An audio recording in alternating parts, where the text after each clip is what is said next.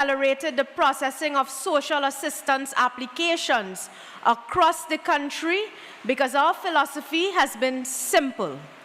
People cannot put their lives on hold while bureaucracy catches up. During the exercise, the ministry distributed disaster assistance grants to 13 households and home repair grants to 6 households in the Mayaro-Rio Claro area. Officials said the program is part of ongoing efforts to bring social support services closer to communities across Trinidad and Tobago. Trinbago is celebrating the 2nd anniversary of the steel pan's designation as the national musical instrument of Trinidad and Tobago. The milestone marks the enactment of legislation on July 19, 2024, which formally recognized the steel pan as a national cultural symbol and reaffirmed its significance to the country's heritage and identity. Trinbago says the designation honors generations of pioneers who transformed discarded oil drums into what is widely recognized as the only acoustic musical instrument invented during the 20th century. The organization notes that the steel pan, which originated in East Port of Spain, has since gained international recognition and continues to be performed around the world.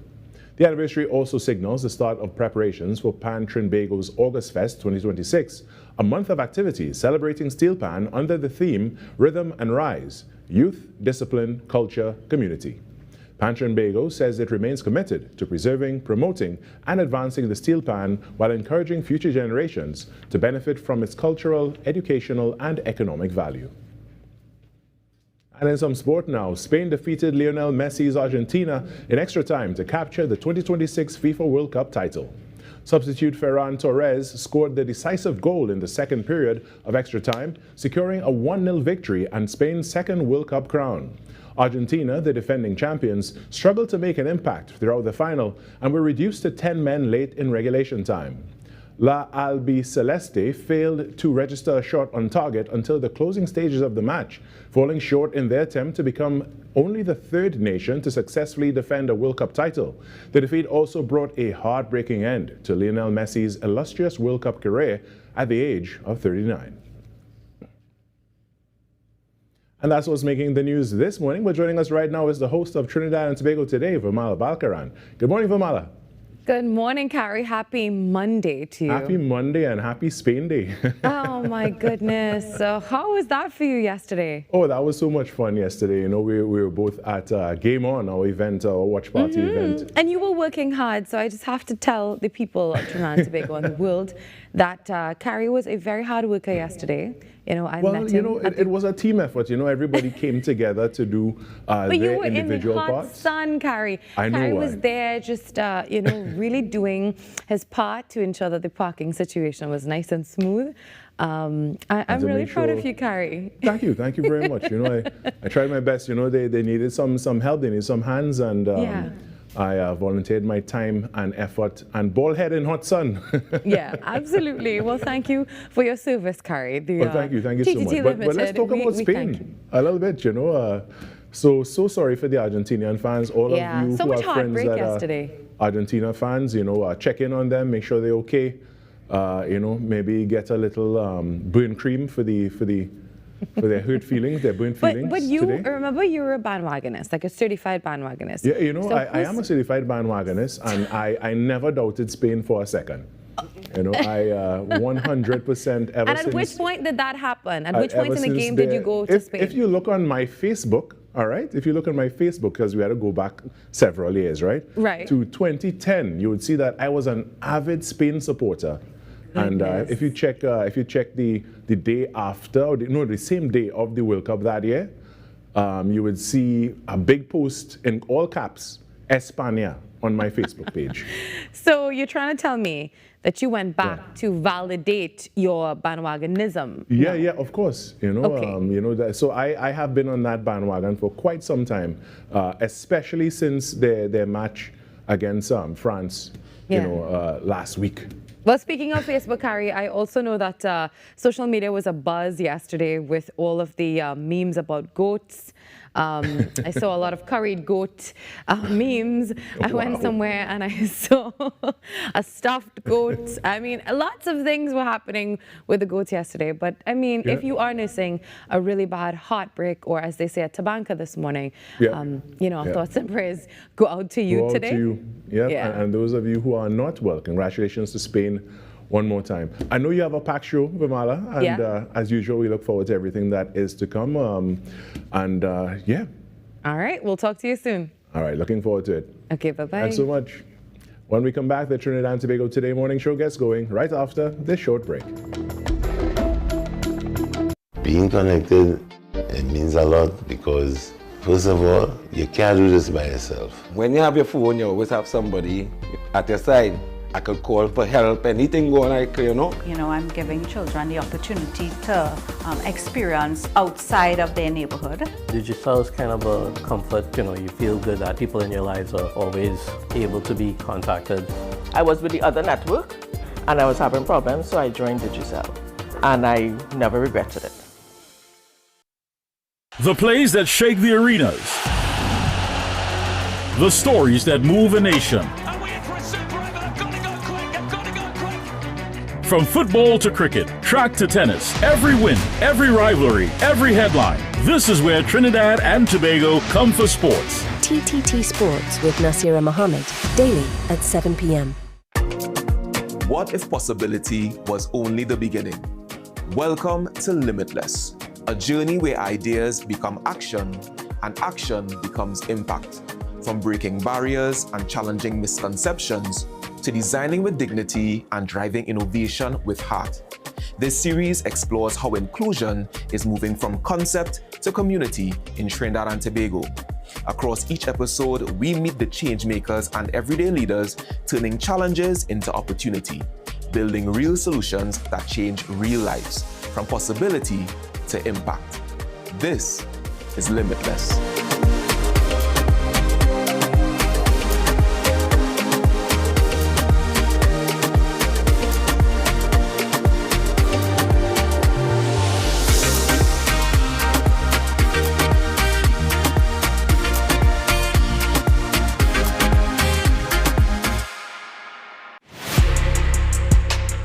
I'm Jamila Bannister, host of the Socially Safe podcast, the new TTPS podcast where we share real stories, teach real lessons, and create real impact. From online safety and youth crime to community policing and personal responsibility, we go beyond the headlines and talk about what's happening in our communities with the officers and experts who are on the front lines. Because safety starts with awareness, conversation, and action. Tune in to the Socially Safe podcast on the TTPS YouTube channel, listen on Apple Podcasts, and on Spotify. Don't miss it. Watch on TTT, Mondays, 6 p.m., Tuesdays, 1:10 p.m. When it matters, we're there, reporting the news as it happens, because your world can't wait. TTT News, nightly at 7. TTT News, committed, accurate, relevant.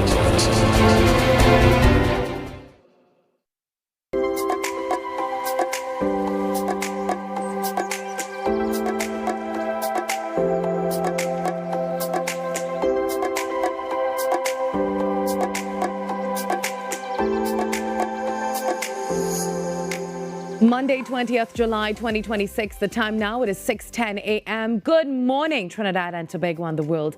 I'm Virmala Balkaran, and welcome to Trinidad and Tobago Today.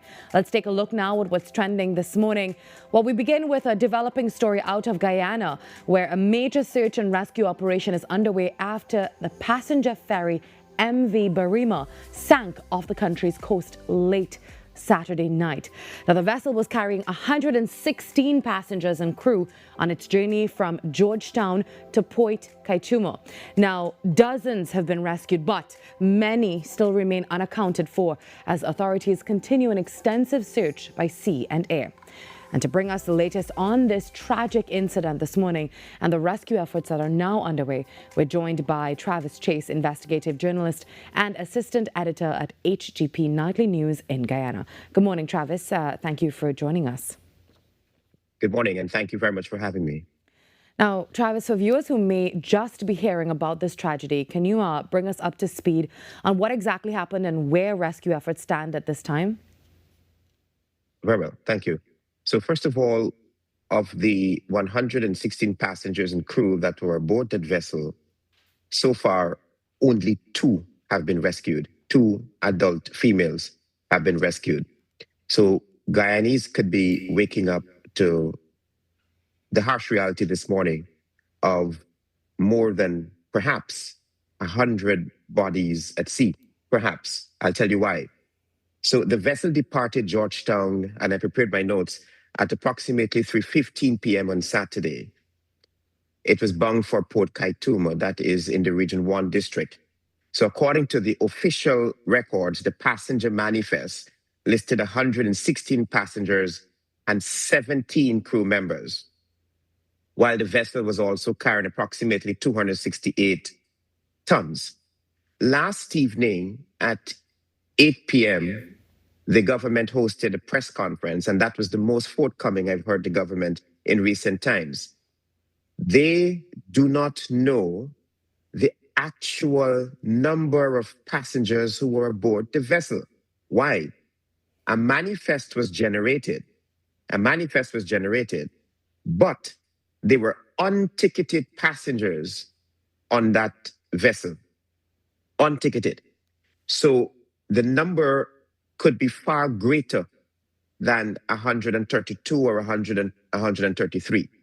However, when the vessel went down at approximately 11 p.m. on Saturday, the Temeri Air Traffic Control received a distress signal indicating the vessel was in difficulty.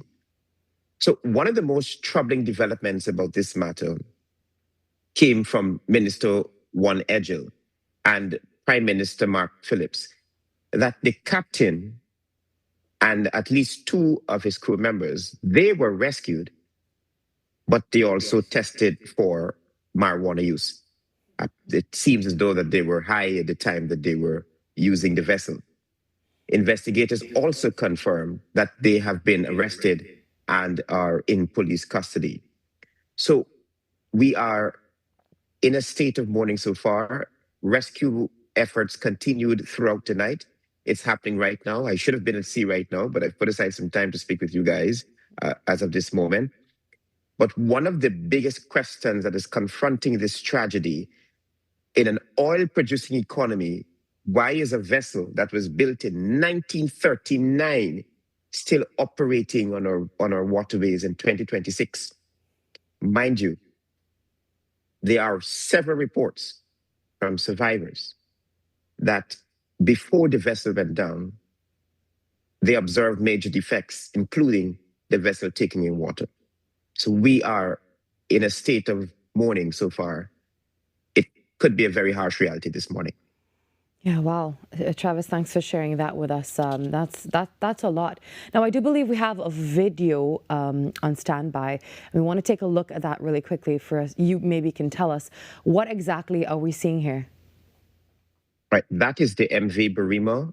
This video was taken from another vessel that was passing at the time, and it showed. Okay, if you can stop with this image for a second, if you can go back for a bit, it shows that this vessel was clearly overloaded, and this debunks the government's claims that the vessel was not overloaded. They're claiming that the vessel was carrying 113 plus passengers, but clearly that is an overloaded vessel. The figures were probably over 200. These images here that you're looking at right now are search and rescue operations that commenced yesterday. 2 persons alone found. Now, this image here, I would prefer that our international colleagues stop using it. This does not reflect the actual MV Virmala. This one and another one where we see some passengers in the water, because those are carefully generated AI videos. This is a true image of what is happening, what happened yesterday. This one here, this is search and rescue operations still ongoing. This one, yes, this is an carefully AI generated image. This is not the MV Virmala that went down. The vessel that went down, you can't see it. It's underwater. It sank. So there's no way that this image can represent exactly what took place yesterday. So this one is not done. This is an old picture of the MV Virmala. This one here. Yeah, thank you for that, Travis. I mean, thanks for clearing that up for us, especially with AI. You never know what's real anymore, and it also adds to all the panic and the chaos and really affects the families of those involved. As you spoke about rescue operations now, can you tell us a little bit about the scale of the rescue operations that are currently underway? What agencies and resources have been deployed, and do you believe there's still hope of finding more survivors? That's a very good question. So where the boat sank, it's called Iron Punt. Iron Punt. It's a very rough terrain. What we have learned from the government is that the rescue operations have been expanded to probably 1,000-something more kilometers. But even though those rescue operations have been expanded, we've only been able to retrieve 2 adult females, the bodies from that river accident. The Maritime Administration, the Guyana Police Force, the GDF Coast Guard, all of them are involved in the rescue operations. And so far, we've been told that we have been offered international assistance, especially from Trinidad and Tobago as well. They have offered to assist in the search and rescue operations. But as we speak at 6:17 a.m., the search and rescue operation is still ongoing. Throughout the night, I did not get any other update as to if they found any more bodies or so, but it's a very tragic situation. Well, thank you very much, Travis, for joining me this morning, giving us an update on that situation. Hopefully we'll touch base with you again to get another update, but thank you very much. Our thoughts and prayers continue to go to you and those affected in Guyana, and we really hope for the best possible outcome out of all of this. Thank you. All right. Have a good day. All right, Prime Minister Kamal Prasad Bisesa has also extended condolences to the government and people of Guyana following this tragic capsizing of the MV Virmala. Now, in a statement, the Prime Minister said that Trinidad and Tobago stands in solidarity with Guyana, offering prayers for the victims and their families and those still missing. And she also paid tribute to the rescue teams and confirmed that air, naval and personnel resources from the Trinidad and Tobago Defence Force are currently assisting with the ongoing search and rescue efforts. Well, a brand new week has begun, all things considered, and we're so happy to have you here. Also, it was so lovely to meet many of you yesterday at Game On, the finale, and it's always nice to connect with you, our amazing viewers. Of course, a packed show in store for you today, so you know what to do. Grab a cup of coffee and settle in. Trinidad and Tobago Today has begun.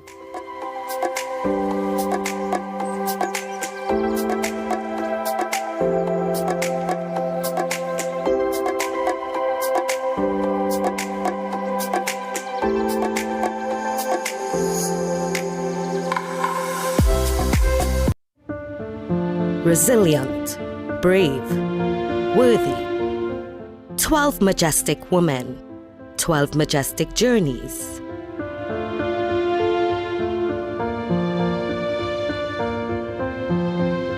Majestic Makeover Season 3, coming soon to TTT and TTT Live Online. Majestic Makeover Season 3 is powered by... We need to have a fundraising event to raise some money for the children's clinic. Just think about all those kiddies at the clinic. You probably don't even know that you're smiling. My boy, so charming.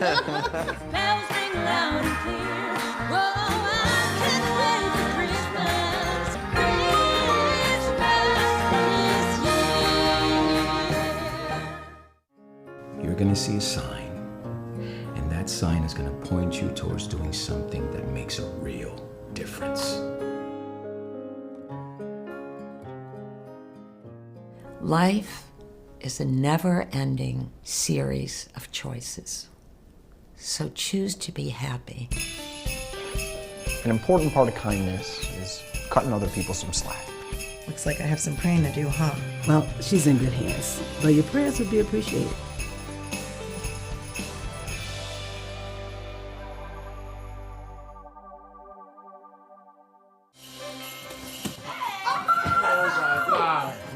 Find anybody special yet? To answer your question, no. No boyfriend, no prospects, no nothing. Okay? Hey everybody, Mike Avery here. It's kind of cute. If Mike Avery asked me out, I would say yeah. You're DMing Mike Avery? She said she'd go out with him.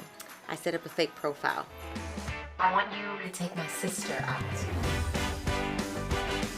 2 minutes to go in the fort. You know how important that is? You know what I'm saying? Being in person is so different. You said he was what you wanted. You are my Christmas wish. You know that.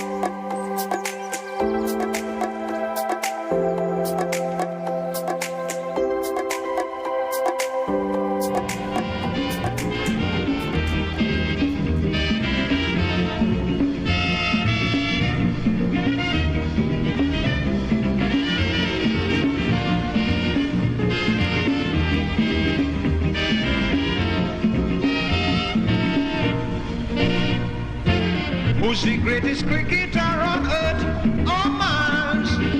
Anyone can tell you it's the great Sir Garfield Sobers. This handsome Barbadian lad really knows his work. Batting or bowling, he's the cricket king, no joke. 3 cheers for Captain Sobers. Win or lose, the spectators are always pleased. With the greatest team on earth, who else but the West Indies? Men like Butcher, Joe Solomon, Kanaya Davis, and Nelson Rodriguez, Conrad Hunt and White Gibbs, and the wicket-keeper Hendricks. Australia, you lost. The West Indies is past the trophy. Belong to us. I say you lost, and you know you lost, yeah. Australia, stick your grind. Australia, don't mind. The Caribbean and the cricket world are mourning the passing of one of the greatest athletes to ever emerge from the region, Sir Garfield Gary Sobers.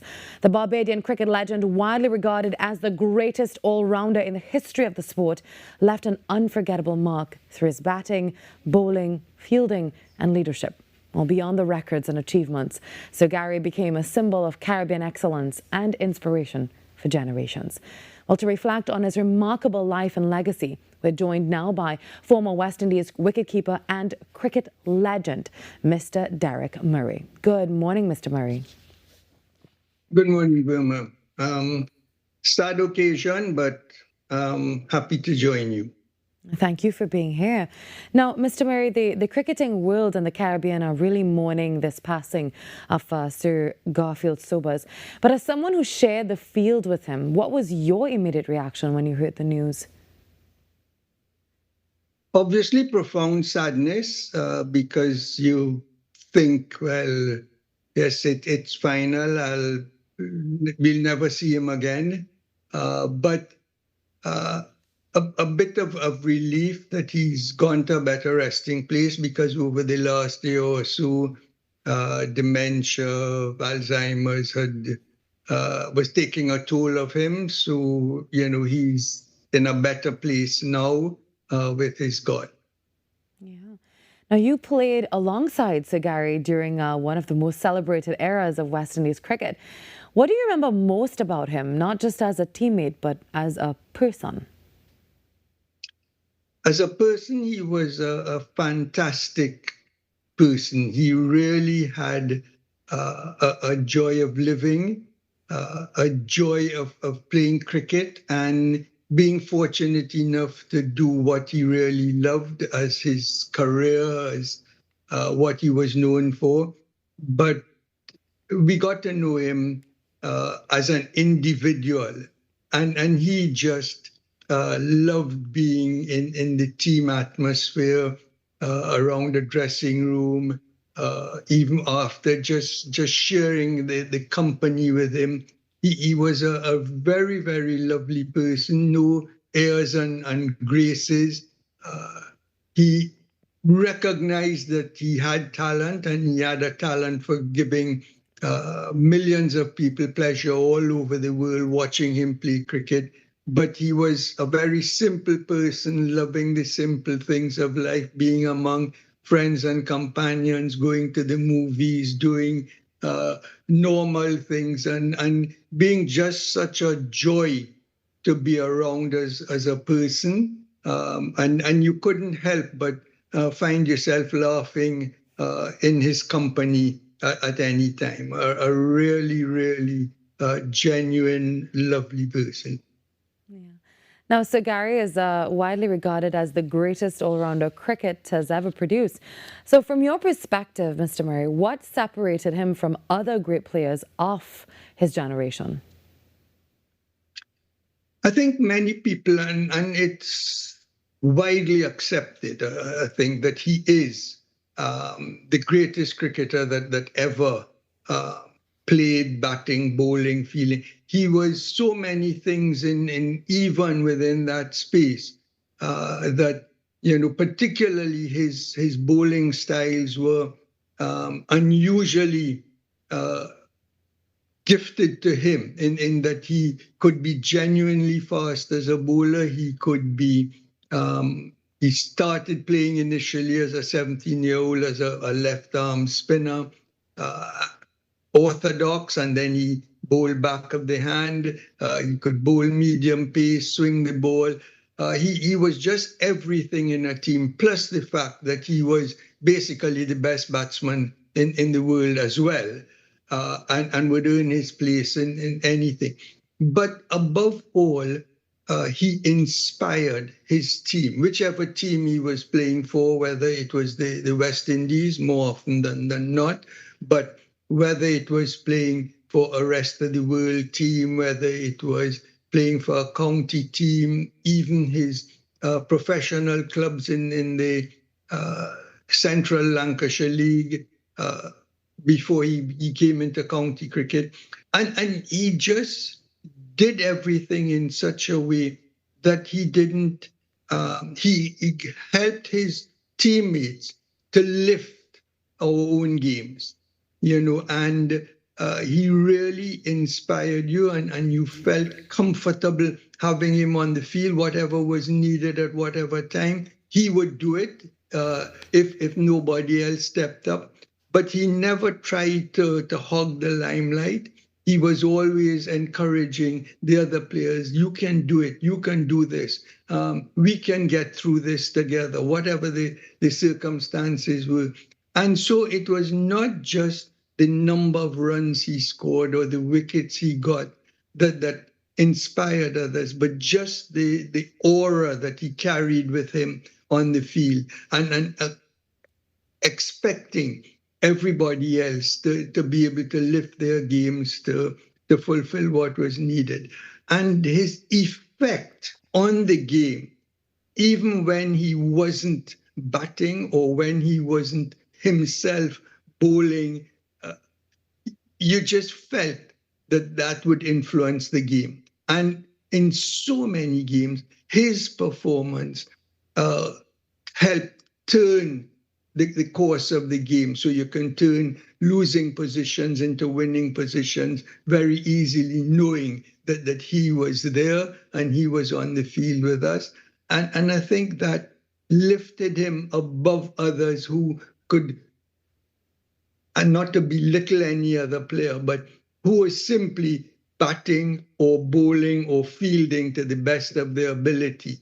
But that he was part of this team, and he helped lift every team that he played with. And I think his effect on the players, and then off the field, being able to communicate very, very easily in simple terms with players was a fantastic characteristic which he carried with him. Now, Mr. Murray, beyond the statistics, what do you believe was Sir Gary's greatest contribution to cricket over the years? I think just showing that you can play and be as competitive as anyone else, but also to enjoy it. And I think that transpired and transposed itself into every aspect of the game. He just loved being on the field. He loved playing, and he took joy and pleasure in it. So he lifted the game, and you could sense the crowds being enthused by just his presence. Every now and then, particularly in the Caribbean, where our fans are more vociferous than most others, you'd hear people shouting things like, when he walked onto the field, people would shout and say they should put everybody out the oval and make them pay to come back in just to see him, and things like that. And that was the effect he had on the game in all parts of the world that he graced. Yeah. And, my final question for you this morning, Mr. Murray, as the Caribbean and the world reflect on his life, what do you hope that we will remember and future generations now will remember most about Sir Garfield Sobers? That he was a humble man, bestowed with extreme talent, who used that talent to improve the lot of cricketers in general, West Indian cricketers in particular.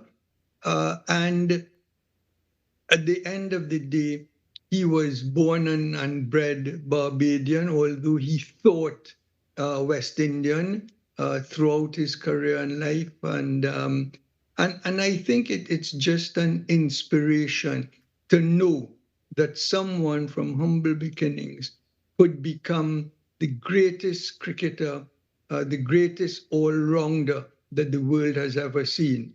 And I think that should inspire every young person to believe in themselves and believe in what they do, and do it with such humility, but also with the able to convey a feeling of sportsmanship within the game. You would never see him trying tricks of the trade and, as they say, whatnot, but he was a genuinely exceptional person, cricketer, yes, and hopefully that will help to lift future generations.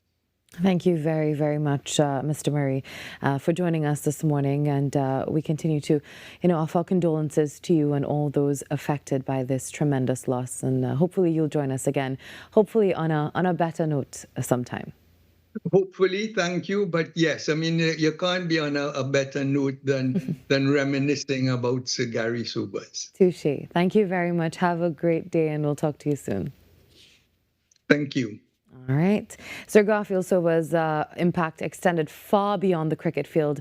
He really represented the talent, determination, and excellence of the Caribbean on the world stage and inspired generations of athletes and fans across the region and beyond. And as the world continues to celebrate his extraordinary life and legacy, we really do thank West Indies wicketkeeper Derek Murray for sharing his memories of a true sporting icon. But before I go, we started this segment with video and the audio to that video. I just want to take a quick moment to tell you that was released in 1966. That's a very long time ago. And that was by the Mighty Sparrow, who released this really special classic called Sir Garfield Sobers. And this was definitely one that broke the charts and celebrated him. And he was just so famous for so many things, but above all for being a wonderful, kind and humble and just a beautiful human being. And we continue to remember him, and we send thoughts and love and prayers to his family and, of course, his friends and the loved ones. We take a short break and we come back with more.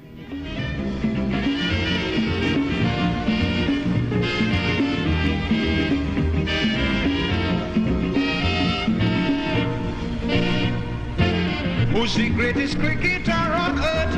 Oh, Mars. Anyone can tell you it's the great. So Garfield Sobers, this handsome Barbadian lad, really knows his work. Batting or bowling, he's the cricket king. No joke. 3 cheers for Captain Sobers. Win or lose, the spectators are always pleased. With the greatest team on earth, who else but the West Indies? Men like Butcher, Joe Solomon, Canaya Davis, and Nelson Rodriguez, Conrad Hunt and White Gibbs, and the wicket keeper Hendricks.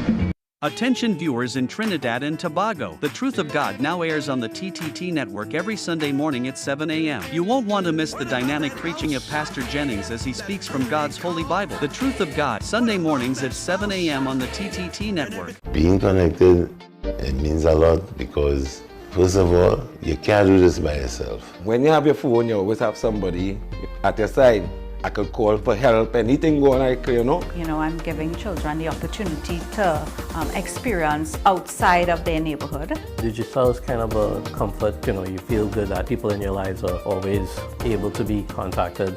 I was with the other network and I was having problems, so I joined Digicel and I never regretted it. All my best memories are here at the lighthouse. But I'm telling you the truth. There's a real life pirate over there.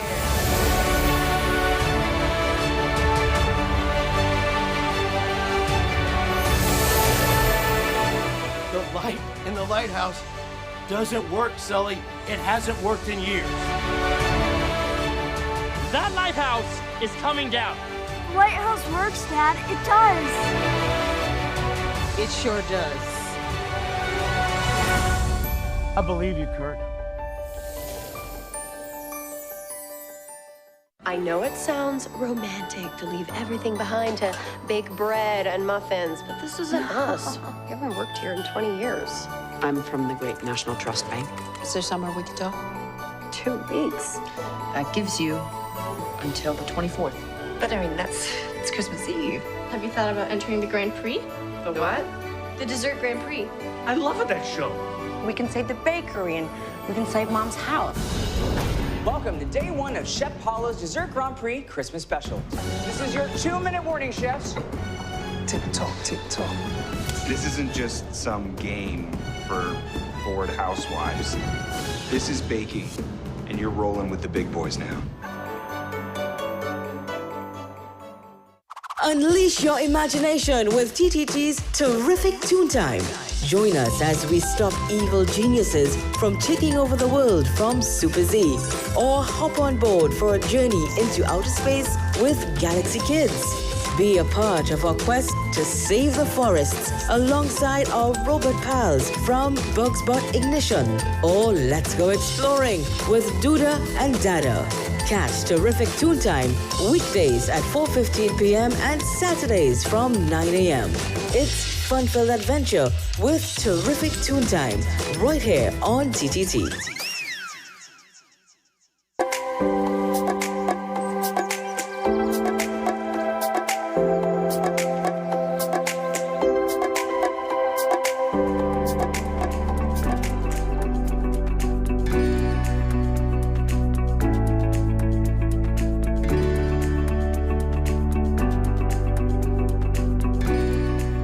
Welcome to TTPS Today, a weekly segment here on Trinidad and Tobago Today in partnership with the Trinidad and Tobago Police Service. And every Monday, we sit down with TTPS Media Ambassador Sergeant Devon Dragrube to discuss the issues that matter most, from crime prevention to public safety to understanding the law and empowering citizens with practical information to help keep our communities safe. We're now into our 3rd episode, and today we're turning our attention to road safety. Sergeant Dragrube, welcome back to TTPS Today. Now, I really want to talk a little bit about road safety. Is that okay? Definitely. Now, it is very important that we have this conversation now, especially with the rainy season underway. So what are some of the biggest safety concerns that the TTPS is seeing at this time of year? Well, we are well within the rainy season, so the Trinidad and Tobago Police Service would like to urge our citizens to exercise extreme caution when navigating the nation roadways, particularly in the rainy season. So some of the tips that we would like to share with some of our citizens are: reduce your speed, increase your follow distance, because we are well aware that traction, it significantly deteriorates on wet road conditions. Use your headlights. Even though it's raining heavily, don't focus only on your fog lamps. You use your headlights even in the daylight. It assists with visibility, right? Avoid applying your brakes with some sort of urgency. Slow down on sharp corners, because hydroplaning is an issue. It has a higher risk of hydroplaning on wet surfaces. So we urge drivers to slow down, right? Never attempt to drive on flooded roadways or even try to cross flooded roadways, because even as little as 6 inches of moving water could sweep you and your vehicle away. Yeah, you know, we've seen a lot of videos with people driving through flooded roads, and I mean, some people just want to get to where they need to be. What would you say to those people who just take those unnecessary chances and try to get through those floodwaters, and then we see them ending up in rivers and drains, and of course, it puts a lot of strain on the the services to get them out. Yes, well, like you said, it's an unnecessary chance. And we are well aware that there are people who have things to do. But how important are these things that you have to do as opposed to your life? Because you may want to get something done, but what real purpose are you serving if you're not here to help your family members? So no matter what, do not attempt to cross flooded roadways. It's a complete and total hazard. Yeah, and of course, if you're driving into some flood, just turn around. At least if you can turn around, don't go through it at all. Yes, definitely. Yeah, it's definitely not worth it. Now, the school vacation is in full swing, and many families are spending more time outdoors. What safety tips would you give to people now for those heading to the beaches, the rivers, the parks, or the hiking trails? It goes hand in hand with what we're talking about this morning, safety. Right, so to all our outdoor enthusiasts, please avoid hiking in heavy rain. Pay attention to weather advisories, especially when they're in effect. Remember, the hiking trails tend to become very hazardous when there's heavy rainfall and rivers tend to rise rapidly. Avoid visiting rivers and riverbanks that are prone to flooding, because flooding happens with little to no warning. So to parents who are endeavoring to go to the beaches, check with the weather advisories. Make sure that the seas are somewhat in a better condition, especially when you're going with your children. Heed the directions of the lifeguards and avoid swimming in rough seas generally. Yeah. Right? If you endeavor to go on a boat or a watercraft, ensure that there's safety devices and communication devices on board in the event of an emergency. Yeah? This also extends to water safety. Pools, swimming pools is Yes, another definitely. big one when you're taking, and a lot of children, most children love to go into pools. What would you say to parents, to protect their children and themselves from getting into problems? Well, parents who take their children to the pool areas, as always, monitor your children. Keep them within arm's reach, because children tend to be very enthusiastic when it comes to water, and they're very nimble, so you don't want them to slip away from you and get into some type of difficulty where you can't assist them. But nonetheless, we advise that even if you decide to go to a pool, make sure that there's an active lifeguard on duty, so that even if in the event of an untimely issue, that someone is there who can respond and assist with any difficulty. Yeah. Sergeant, we've been seeing a lot of accidents happening on the roads as well. Just heading back to that point about road safety, a lot of people have been, sometimes you want to stay with the same speed that you have even if it starts raining. And we're seeing an increasing accidents. Also, it is the Java time, so a lot of people are hanging out, they're drinking and driving, which is absolutely unacceptable. What would you say to people about that, especially now your kids are in a car? Think about that. Yes. Never, ever attempt to drive a vehicle under the influence. Your reaction time is significantly less, especially now with these road conditions. All right?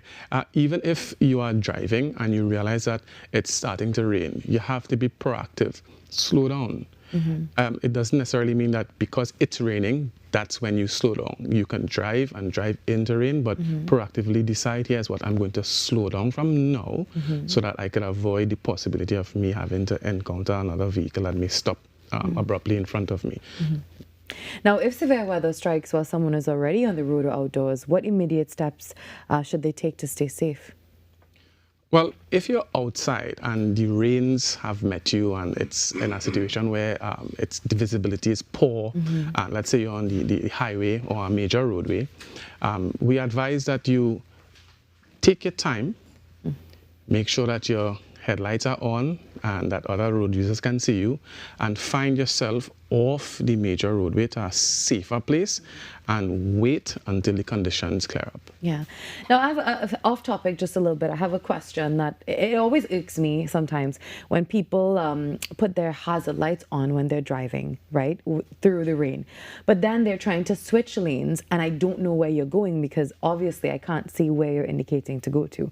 What's the legality of that, using your hazard lights like that, but then, just veering off into another lane and I don't know exactly what you're going to do and it's raining and I understand that you want me to see you. Is that acceptable? How do you deal with that? Well, it's a usual practice because the word when describing the device, it's hazard lights. Right. So people generally think that, listen, I'm encountering an issue, so let me put on my hazard lights. However, as you mentioned, it could offer some confusion to other road users as well. Right. So what we advise is use your headlights, all right, not just your fog lamps, so that visibility is increased. However, if you need to use a hazard light in a moment where there's an issue you would have encountered that you didn't expect, of course, you can put it on, but remember when you are changing lanes onto the shoulder or a safer location, remember to take the hazard lights off and indicate to the direction that you want to go. And if you wish, when you are on the shoulder, you can put on your hazard lights to indicate to other road users that you are not moving, you are on a standstill. Yeah, that's a relief. Please do that because sometimes it's very confusing for the people behind you or on the other lanes.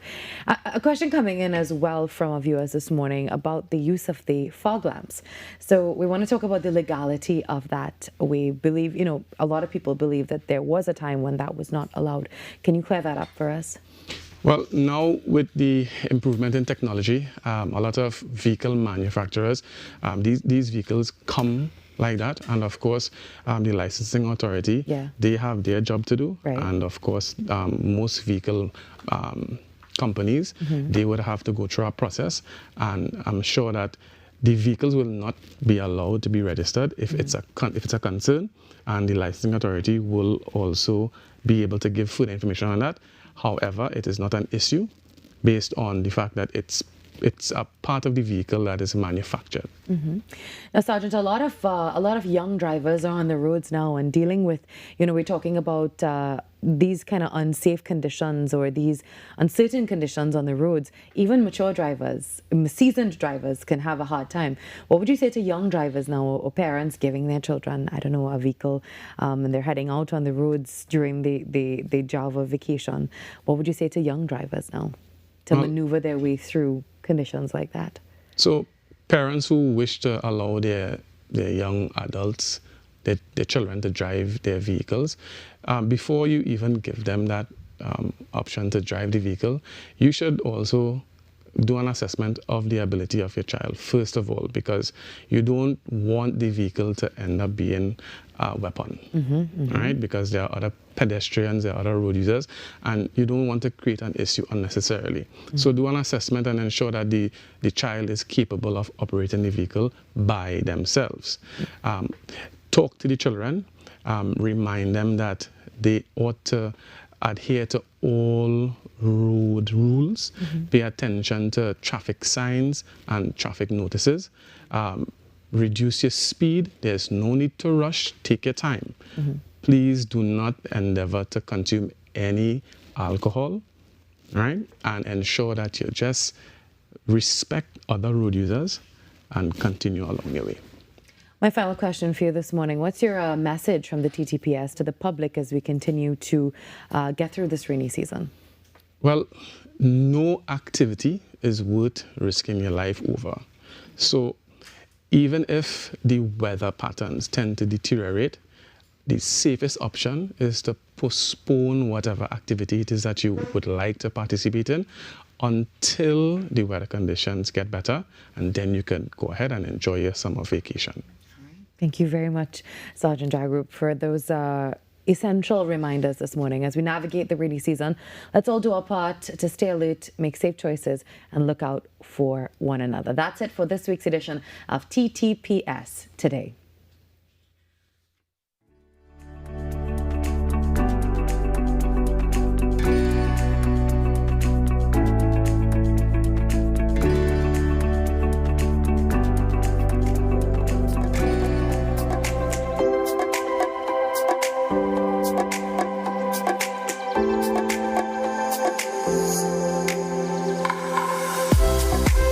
Every client deserves expertise, integrity, and guidance they can trust. At Camino Realty International, we deliver integrated real estate solutions, sales, rentals, property management, and project development. Driven by excellence, transparency, and innovation, we protect value, create opportunity, and build lasting success, because real estate isn't just about buildings. For more information on our services, log on to CaminoRealty.com or follow us on social media at Camino Realty TT. Camino Realty International, elevating lives one property at a time.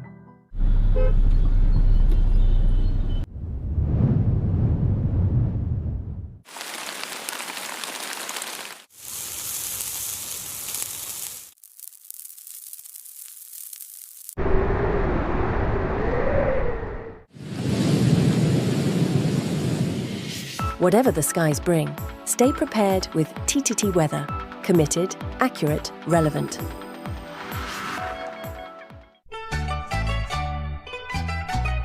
Who says you have to wait until December? This July, TTT brings the warmth, wonder and magic of Christmas in July. Escape into heartwarming Christmas movies every weekend, filled with love, laughter, family, romance, and unforgettable holiday moments.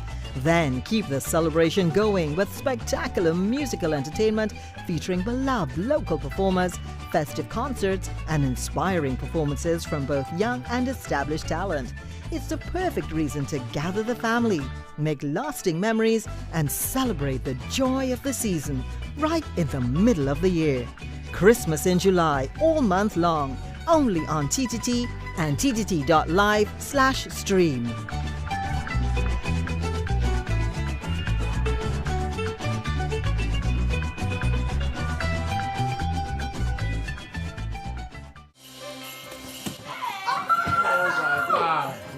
Find anybody special yet? To answer your question, no. No boyfriend, no prospects, no nothing. Okay? Hey everybody, Mike Avery here. It's kind of cute. If Mike Avery asked me out, I would say yeah. You're DMing Mike Avery? She said she'd go out with him. I set up a fake profile. I want you to take my sister out. 2 minutes to go in the fort. You know how important that is? You know what I'm saying? Being in person is so different. You said he was what you wanted. You are my Christmas wish. You know that.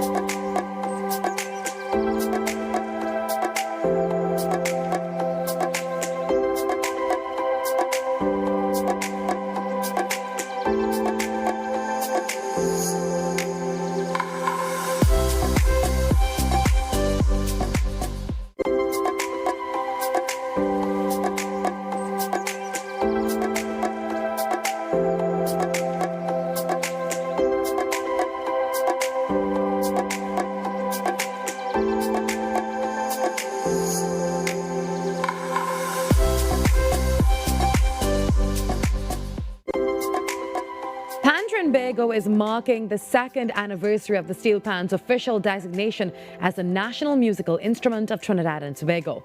The organization says the anniversary commemorates legislation that came into effect on July 19, 2024, formally recognizing the steel pan as one of the country's national cultural symbols. Tobago says the designation honors generations of pioneers who transformed discarded oil drums into what is widely recognized as the only acoustic musical instrument invented during the 20th century. The organization notes that the steel pan, which originated in East Port of Spain, has since gained international recognition and continues to be performed around the world. The anniversary also signals the start of preparations for Tobago's August Fest 2026, a month of activities celebrating steel pan under the theme Rhythm and Rise, Youth, Discipline, Culture, Community.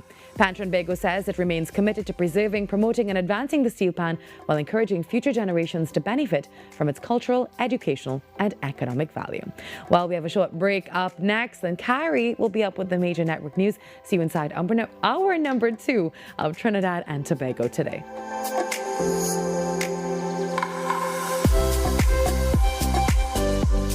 Being connected, it means a lot because first of all, you can't do this by yourself. When you have your phone, you always have somebody at your side. I could call for help, anything going like, you know. You know, I'm giving children the opportunity to experience outside of their neighborhood. Digital is kind of a comfort, you know, you feel good that people in your lives are always able to be contacted. I was with the other network and I was having problems, so I joined Digicel and I never regretted it.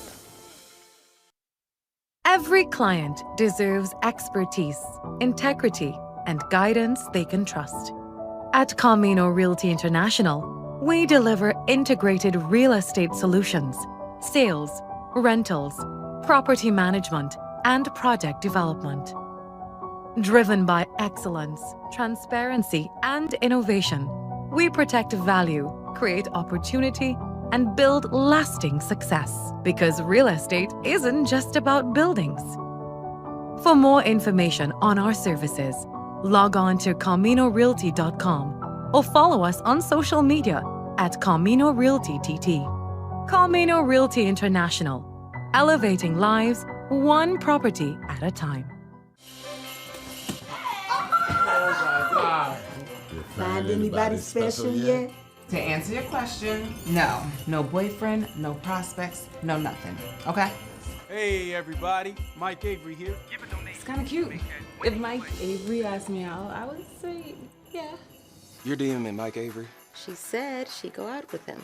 I set up a fake profile. I want you to take my sister out.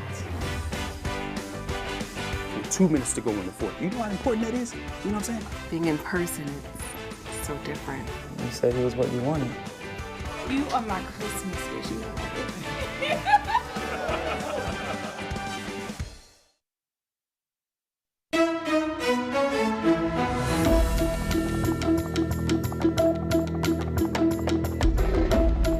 Good morning. This is your TDT News Update. I'm Carrie Roberts. Making the news at this time.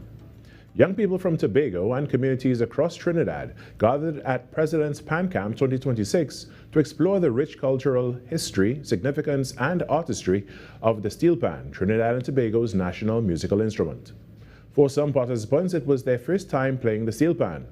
Over 5 days, they worked with facilitators to learn arrangements, develop their skills, and perform together as one steel orchestra. At the closing ceremony, Minister of Education, Dr. Michael Dowlath, highlighted the role of steel pan and cultural programs in shaping the development of young people. Whatever level they enter. And so, some of the greatest innovations are born not from abundance, but from resilience. Dr. Dowlath also emphasized that the arts form an important part of a well-rounded education, noting that music and creative expression help students develop skills beyond the classroom. This year's camp brought together participants from youth organizations, including the Scouts, Cadets, Girl Guides, Cotton Tree Foundation, and police youth clubs. Facilitators said the transformation of the participants over the course of the program was one of the highlights of the experience. Many of these young children have never played pan before, and in just 5 days and 6 days, we show them a song for the first time, and we are able to see their growth, their change, their evolution from quieted to loud to outspoken to immersed in the culture of the steel pan. So hats off to the excellencies for always putting on the President's Pan Camp, and it's been a great journey this year, especially with so many personalities and individuals coming together to form one rhythm and one sound. Organizers said the President's Pan Camp continues to provide young people with an opportunity to connect with Trinidad and Tobago's cultural heritage while developing confidence, teamwork, and a deeper appreciation for the steel pan. In other news, elevated creative hub and cafe at the shops of Maraval in Port of Spain buzz with activity as young artists, art enthusiasts, and prospective patrons gathered to view and discuss a diverse collection of works on display. The occasion was the New Gen Art Exhibition, which features the talent of 20 emerging artists from the University of the West Indies Art Club, providing a platform to showcase the next generation of Trinidad and Tobago's creative talent.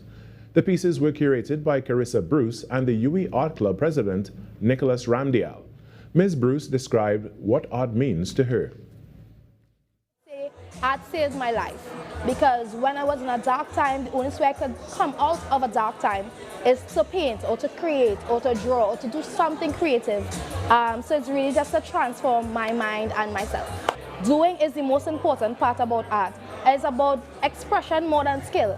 Yes, my art is rooted in skill, like that's what I go for, but I always tell people to start where you just create. Go back to the childlike version of you, where you think about nothing else other than creating. One of the younger exhibitors, Aquino Boyke, said his pieces express his emotions and his own life experiences. Animals in my work. This piece in particular here, it was based off of my mother and her, struggle to provide a secure life for me, and the ups and downs that may come with it. I also really love painting birds to represent, my feelings on specific things that I go through in life. The exhibition opened to the public on July 18th and will run until July 25th. In some sport now, New Zealand have won a thriller in Barbados, beating the West Indies by just 1 wicket in the 4th ODI to clinch the 5-match series with a match to spare.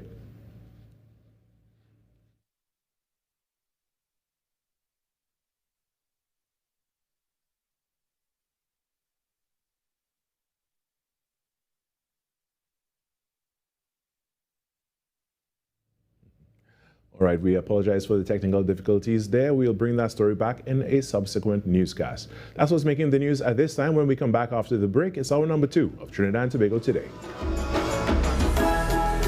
Your heart, brain, and body work hard every day. Give them the support they deserve with omega-3. Packed with essential fatty acids, omega-3 helps support heart health, brain function, and overall wellness. Whether you're staying active, focused, or simply living life to the fullest, live healthier with omega-3. Wellness that works from within. Tune in to Wellness Unlocked on TTT Tuesdays and Thursdays at 9:45 a.m.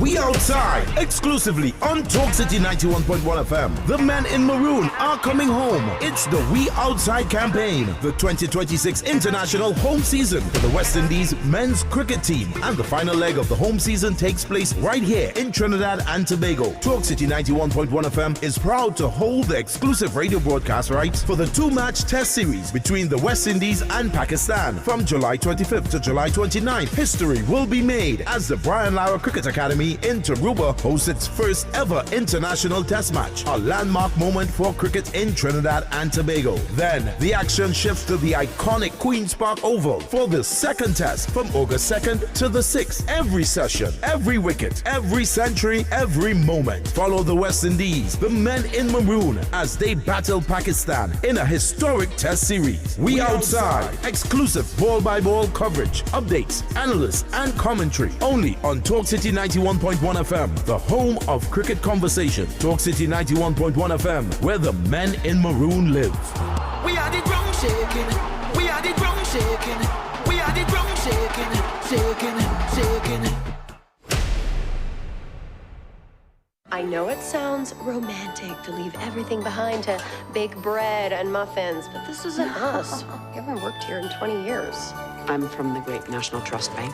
Is there somewhere we could talk? 2 weeks. That gives you until the 24th.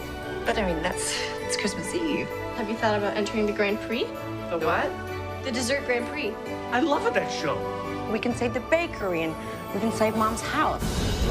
Welcome to day 1 of Chef Paulo's Dessert Grand Prix Christmas Special. This is your 2-minute warning, chefs. Tick-tock, tick-tock.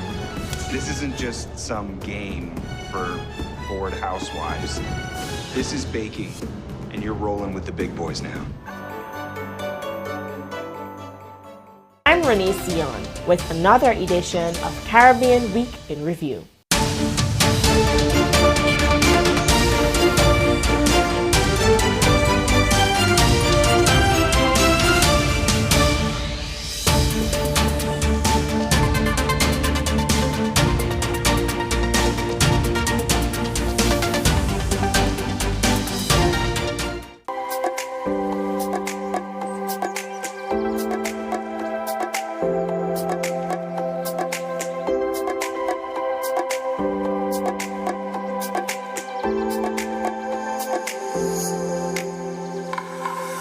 Welcome back to Trinidad and Tobago Today on TTT. If you're streaming us live on Facebook or YouTube, a special good morning to you. Thank you for always being here with us to kickstart a brand new week. Now, stories have a unique way of preserving who we are. They capture our language, our struggles, our humor, and the choices that shape our lives. In his debut book, Who Do Haters Feel?, author Kenneth N. Webb, writing under the pen name Desmond Luther, brings those experiences to life through a collection of interconnected short stories that explore what it truly means to be Trinbagonian. He joins us now to tell us a little bit more. Welcome to the program, Kenneth. How are you this morning? Thank you. Nervous as usual. You're fine. I mean, you just wrote an entire book. There's no news there. Now, I want to say a special congratulations on your debut book, but tell us what inspired Who Do Hair Does Feel, and why did you choose these short stories instead of one continuous novel? Okay. Well, to begin, I really wanted to try with a novel, but seeing some inspiration from past books that I read growing up, I still want to try with a collection of short stories. That way it'll be individual, it'll be condensed, so it'll be easier to write about instead of starting one time with a novel. And it really was something daunting, but at least I was able to persevere and get through with these stories. And like you say, by the third story, when you already get to know these characters, the stories just flow after a while. So it wasn't easy, but it was fun to do. And how did you get into writing? Is this something you've always been passionate about? Right. Well, I speak a lot, very talkative, but I read plenty, and it have potential for Trinbagonian storytelling to reach internationally. And that is what I really was looking to push, because we have so many unique stories, and it's just to get it out there. So that is why I say, let me take my chance at writing. But it was a new world, and it was something really surprising and frightening, but I still persevered. Now, each story stands on its own, but they're still all connected. So how did you approach that, and you were able to weave those different lives and experiences into one larger narrative? It'll be simple to understand like this. As much as they are interconnected, because everybody is a fictionalized version of Trinidad and Tobago, these stories are still unique in a sense that if you read the 9th story, you don't need to read the first one in order to understand the 9th story. It's separate short stories, so you can pick up the book and choose any story to start with. You don't really need to read it in consecutive order. So it have interconnectedness, because some stories will mention others, but not too much to overwhelm, and you have to read that story. Not necessarily in a sequence. Yeah. Oh, wow, that is brilliant. Now, the title, I want to talk about that. Who Do Hair Does Feel? I've heard that quite a few times in our Trini homes, and we can recognize this phrase anywhere in the world. Why was this the perfect title for this collection? Well, talking with my brethren, Frano, it was supposed to be something catching, a title like that, and well, a phrase like Who Do Hair Does Feel was catching, but for me, people use it as a warning, but how the books bring it about is showing a different understanding that who the haters feel is a phrase that could mean control, because if I don't want you to do something and to basically frighten you, I can say, hey, if you do that and that happened, that's your fault. Exactly. So that, in my interpretation, is a form of control, because the only way we'll know with certain things is to actually go ahead and do it. It's more like a burn to learn experience, but not like that, because the only way you really do grow is by doing things. I love this illustration. Tell us about this artwork on the cover. Well, we didn't want it to be too demanding or too frightening, but you could see is a boy. Yeah. This is actually the part here, so you can understand he probably did something wrong and either getting punished or being warned. So it's really to capture that whole way, boy. I really feel it afterwards. Yeah, he didn't hear. Yeah. So he had to No, really feel. Now, on the bottom of the front page, it says, Tales from the Cursed Pierrot Grenade. Tell us a little bit about that now. What about this character, and what does he play throughout the series? Well, I wanted to have, I didn't want my name to be the author name, so that is why I came up with the idea of the Desmond Luther character. So he's a character in the fictionalized version of Trinidad and Tobago, but his stories want to come in the future, so I don't want to spoil that too much, but it have a reason behind the curse and how he's stylized as the Cursed Pierrot Grenade. But when his part of the journey comes, that is where it wouldn't be a collection of short stories, that will actually be the debut novel. Well, not, it might, we don't know how the future may hold, but his story will come, and his story have to be a standalone. It can be shared with others, so it will really be a good thing, but I don't want to build up the hype, and then when we do reach to that bridge, wait, that was really the story, but that is Desmond Luther's story. It's, nah. Now let's talk about the themes in the stories for all the literature heads out there, or for people who are interested in reading this book. I know you tackle some difficult realities in your short stories. Tell us about those themes. Well, without spoiling too much, I try to make the content as visceral as possible, so you will see certain stories you might be able to relate to, like Heartbreak. You know, it had a story with a youth man who get caught up with crime, and don't want to spoil too much, but it has so many things that people may be able to relate to. So it's only when you actually turn the first page is when you'll actually know what these stories and the themes are exactly about. Because if I speak about each story individually, I'll kind of throw away the plot twists or the hidden messages or the Easter eggs. So I don't want to discuss too much with the themes, because if I start, we can't stop. Now let's talk about publishing. Did you independently publish? Yes, I did. Wow. No, that can be a challenge, especially in the Caribbean. How was that experience for you? Well, that was one of the daunting parts of the journey. I always thought writing a book was something easy, but ISBN, metadata, then you have to either go through NALIS, okay, you could get through with local publishing, but if you want a book to reach international, that's the next thing. So initially it was supposed to be through KDP, but it had a snag there, so they told me that I had multiple emails and they ended up blocking my KDP account, so I had to find an alternative route, so I was able to get through the Lightning Source. House of Lilac Publishing was the one who was able to help with the wraparound and thing for the book, and we spent some months actually going through the proper specification for Lightning Source, because you'll send the cover page and they'll say, no, change this. You send back the amended cover page, they say, no, change this. And so we're going back and forth until finally it was successful, and well, the book international, so you could be able to get anywhere in the world. And for me, I don't really see it because I was working in the background with it, but it's really something amazing to see that after all this nights you're typing, writing, changing stories, formatting, and look, a book actually available, you know? Yeah, and what's next for you? Well, the Tales from the Pierrot Grenade series is 3 anthology I want to do with the collection of short stories. So it have one centralized story that will actually be in each of the volumes of the book. So that is the only one that might have a shared interconnectiveness. So if you read the second book, you don't really have to read the first book to understand the story in the second book, but it will be around the same person journey, basically. Yeah. And, oh, sorry. No, it's fine. It's fine. I'm just going through the book, and Yeah. I realized that the authentic Trinbagonian voice throughout the Oh, book. yeah. I mean, you really tried to preserve our vernacular and our cultural expressions throughout the pages. Why was that important for you as well? It was like this.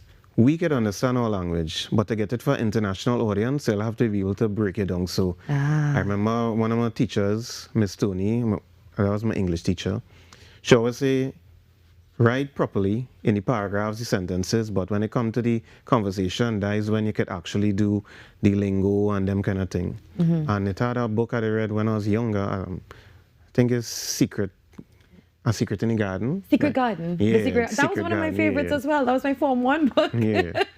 So I think it had the gardener. He was talking in pure Yorkish, and you couldn't really understand what he's saying because he's speaking pure Yorkish. So I said, well, if this book could have a man who's speaking in Yorkish and you have to read to understand what he's saying, then our dialect could be broken down and put in a book and people will read it and understand it because of the context. Because it in the back of the book it have an appendix for in case someone isn't able to. I'm seeing that, yeah. If so they you can can't pick find up the meanings of the words. So if it has some things that you mightn't be able to decipher, you can go in the appendix and you can see, hey, this is what this means and this is what this means. So.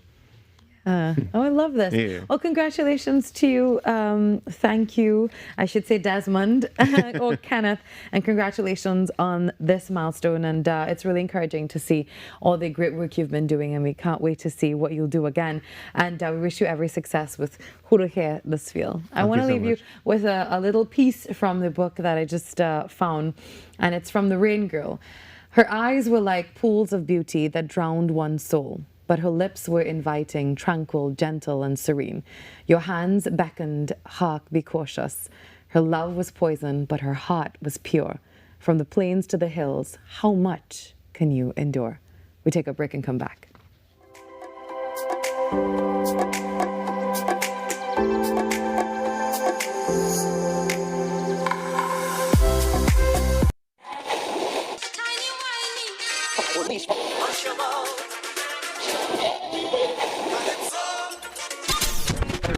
Since 1972, one sound has been living in the heart of Trinidad and Tobago, the longest running radio station in the nation. We're your holiday soundtrack, whether it's on your day off, long drives, or house limes. We are always sweet. This is music with meaning, music with memories. Music that feels like home. And it's not just the songs, it's the voices you trust, personalities you've grown with. Laughter that sounds familiar. This isn't just radio, it's tradition. It's memories. It's part of who we are. Sweet 100.1 FM, the rhythm of our identity, part of your family. Always 100, got you on your way. Sweet 100, sweet 100. Being connected, it means a lot because, first of all, you can't do this by yourself. When you have your phone, you always have somebody at your side. I could call for help, anything going like, You know, I'm giving children the opportunity to experience outside of their neighborhood. Digital is kind of a comfort, you know, you feel good that people in your lives are always able to be contacted. I was with the other network and I was having problems, so I joined Digicel and I never regretted it. Every client deserves expertise, integrity, and guidance they can trust. At Camino Realty International, we deliver integrated real estate solutions, sales, rentals, property management, and project development. Driven by excellence, transparency, and innovation, we protect value, create opportunity, and build lasting success. Because real estate isn't just about buildings. For more information on our services, log on to CaminoRealty.com or follow us on social media at Camino Realty TT. Camino Realty International, elevating lives one property at a time.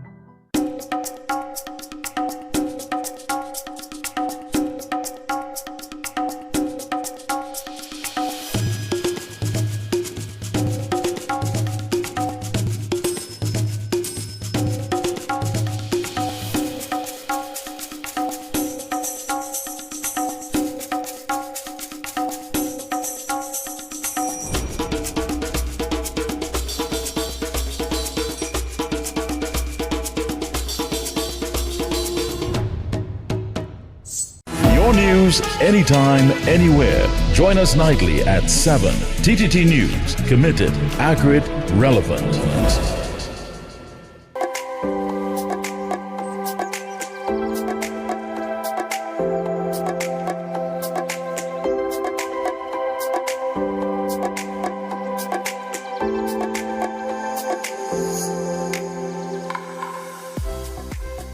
Trinidad and Tobago's history stretches back thousands of years, long before colonial settlement, and the evidence of those early communities is still buried beneath our feet.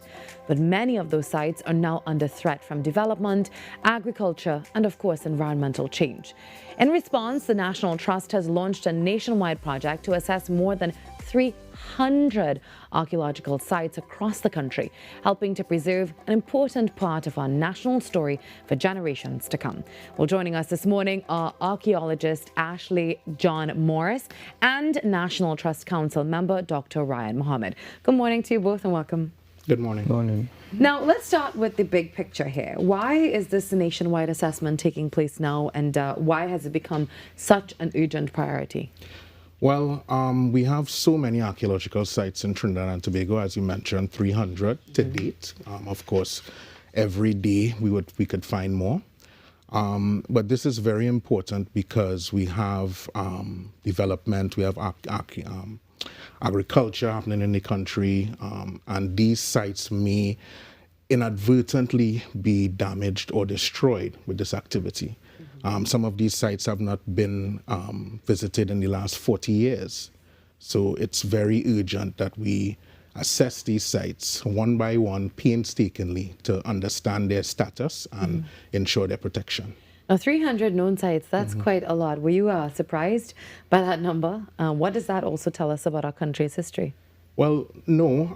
I would like to say, of course, this is not only indigenous heritage, this is also a colonial heritage as well. I am very, very happy with the work that has been done by archaeologists in the past to get to this number. But Trinidad and Tobago has been visited by so many people throughout the millennia, and we definitely understand that there would be more archaeological sites to discover. Now, some of these sites haven't been professionally examined in many years. So returning to them now, what exactly are you all looking for and what has been discovered? So, well, firstly, a lot of it is dependent on the public awareness, public reaching out to the National Trust when they see various items like shell or pottery. But more or less, whenever we hear of a site or look into literature to determine where a site might be, we are heavily dependent on the literature to determine where the site might be, because things have changed since the site was previously assessed. So that's a major challenge, trying to go back to find them. And finding it is another issue, because, I mean, a lot of these sites were documented long before GPS, GIS technology.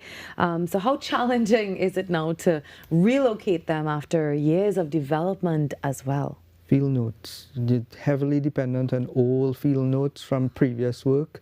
Again, that aspect are going back into the literature, but also we have to look at different aspects of literature: newspapers, the National Archives, published works, books, published papers, even from indigenous and local persons and local communities. We need to have that interaction with them to get our bearings where some of these sites might be. Now, correct me, I'm not too sure if I'm right with this one. Sometimes the locations aren't made public of these sites. Why is that? Well, generally to protect the sites. Unlike other heritage sites, buildings and so forth, these sites are sometimes in very rural areas, not visited, and they don't have the same level of protection. So there might be instances where a site can be visited by someone who doesn't have the best intentions, and we try to protect against that. We've been seeing a lot of that recently, and the insensitivity, I would say, to our heritage sites that we had a very long discussion about a few weeks ago, I believe. Now, Development is essential, but also preserving our heritage. So how do we strike that balance now without slowing our national progress? Public awareness is key. We need to make the public aware of what our heritage is, archaeological heritage as well as other aspects of heritage. But once we make the public aware, they have a better understanding and hopefully a better appreciation and a better appreciation of the value of these archaeological sites. Typically, some persons might look at it as some form of trophy hunting. Some people might look at it as just as a token to keep, right? But nonetheless, they need to understand the national heritage that is important, and this is only made possible through public awareness. Our legislation currently doesn't necessarily support the protection of these sites. This is something we're striving towards having amended, but for now, we just need to make the public aware of. Now let's talk about Banwari Trace. I know it's often described as one of the Caribbean's most significant archaeological sites. Why is it so important, and what does it really reveal about the earliest people who lived there? So Banwari Trace is a site that is over 7,000 years old. It has produced individual called the Banwari person, which is very famous in Trinidad and Tobago, the remains of an indigenous person. And the National Trust would like to very much transform this site into a site of indigenous memory and archaeological interpretation. So we have plans to ensure that students from all over the country visit the site and have an appreciation of archaeology. Yeah. Now, agriculture as well has unintentionally caused some damage to archaeological sites. What conversations are taking place maybe with the farmers, the landowners, or even the planning authorities to really protect these locations while still respecting livelihoods? As you said, it's just a balance, right?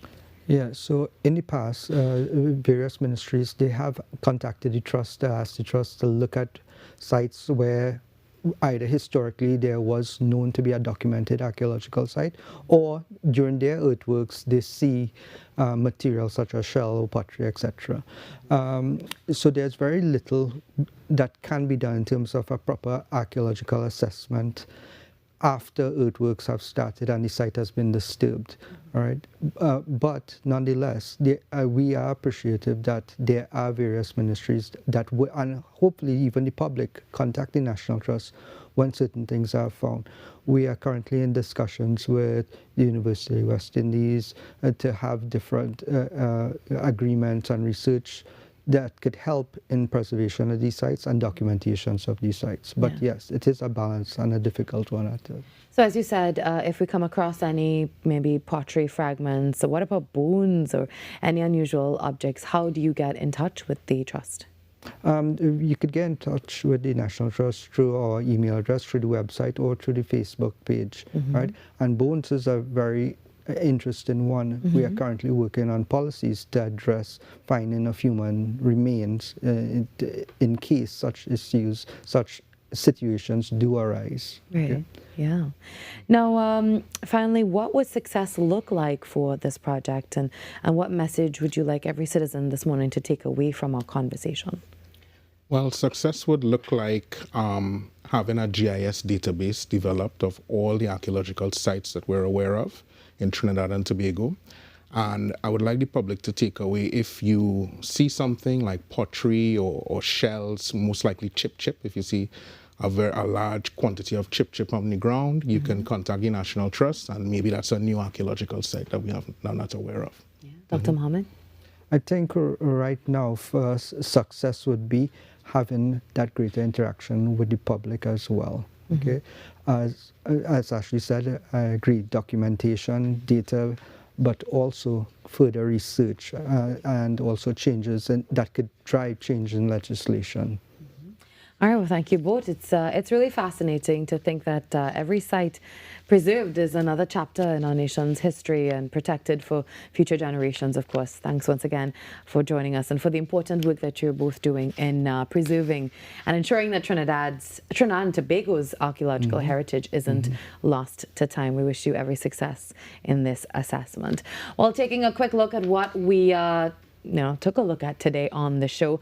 This morning we had a very, very, very special conversation with our liaison in Guyana about that situation. The Guyana authorities have arrested the captain and the first engineer of the MV Virmala after the captain reportedly tested positive for drugs, as investigations are continuing into Saturday's ferry disaster. Now, the numbers are really grim this morning. The vessel was carrying 116 passengers, 17 crew members, and approximately 268 tons of cargo. And so far, only 35 of the 67 people rescued were listed on the official passenger manifest. So, it's really been a dark weekend for our friends and family in Guyana.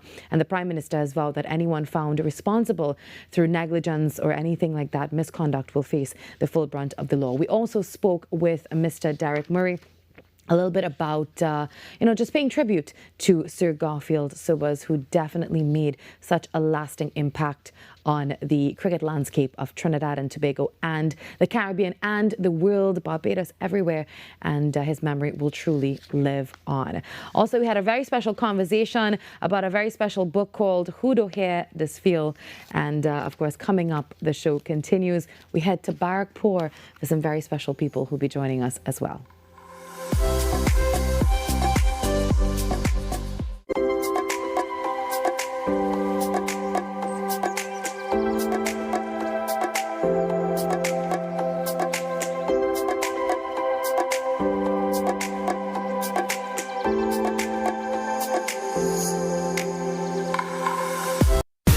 Tickets to cricket history. The men in maroon are coming home, and you could be there live. As part of the We Outside campaign, the West Indies take on Pakistan in an historic 2-match test series in Trinidad and Tobago. Watch and listen across the TTT Limited Network for your chance to win tickets to the matches. Tune in to TTT's Trinidad and Tobago Today morning show, Sweet 100.1 FM, Talk City 91.1 FM, and Next 99.1 FM. We'll be giving away tickets to both test matches, including the historic first test at Brian Lara Cricket Academy in Taruba, the venue's first ever international test match. So watch, listen, and win. West Indies versus Pakistan. The We Outside campaign continues, and your seat at the cricket could be just a call away. Watch, listen, win. West Indies versus Pakistan. Only on the TTT Limited Media Network. We are the ground shaking.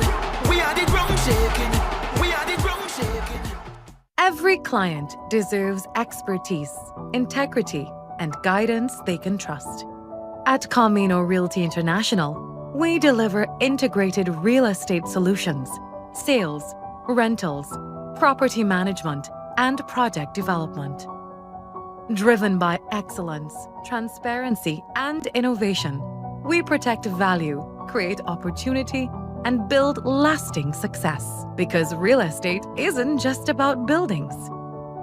For more information on our services, log on to CaminoRealty.com or follow us on social media at Camino Realty TT. Camino Realty International, elevating lives one property at a time.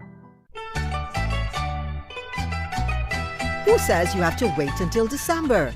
This July, TTT brings the warmth, wonder and magic of Christmas in July.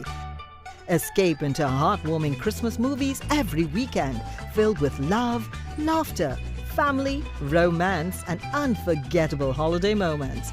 Then keep the celebration going with spectacular musical entertainment featuring beloved local performers, festive concerts and inspiring performances from both young and established talent.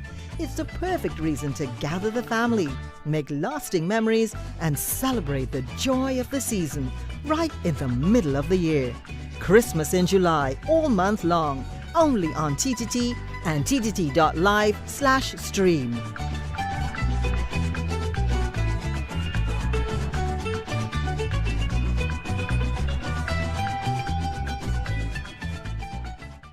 When it matters, we're there, reporting the news as it happens, because your world can't wait. TTT News, nightly at 7. TTT News, committed, accurate, relevant.